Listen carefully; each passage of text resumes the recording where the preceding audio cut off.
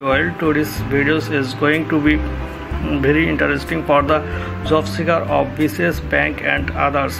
Not only that, it is also important for the student of class 6 to degrees student. Today I will discuss a shortcut technique of right form of verbs. Don't skip this video. Watch this video at the last moment.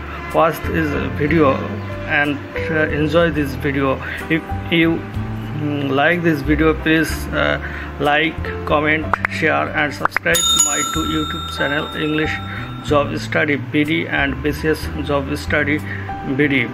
Let's start now.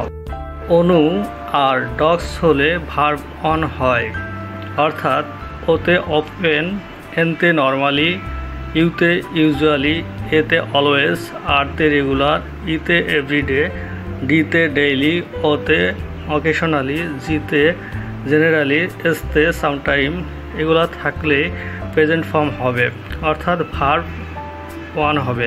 Third person singular হলে S বা ES হবে।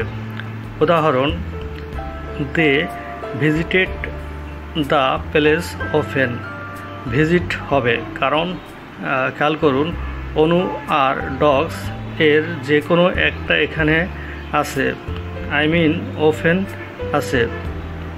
যেহেতু she attend my class regularly, এখানে উত্তর হবে attend.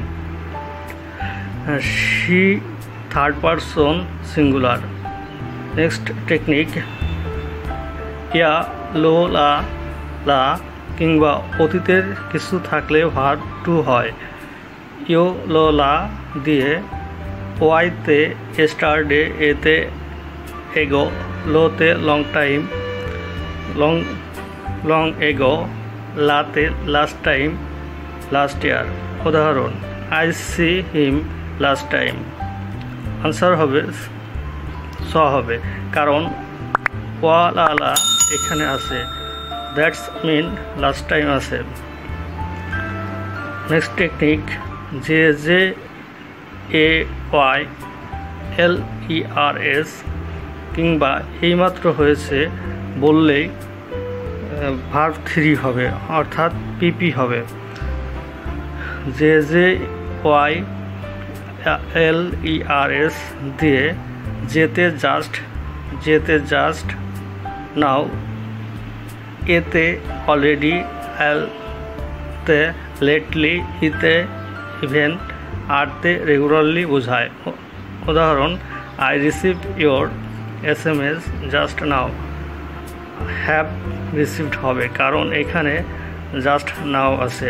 আর আমরা জানি যে ওয়াই এল ই আর এস থাকলে ভার্ব থ্রি বা পিপি হয়।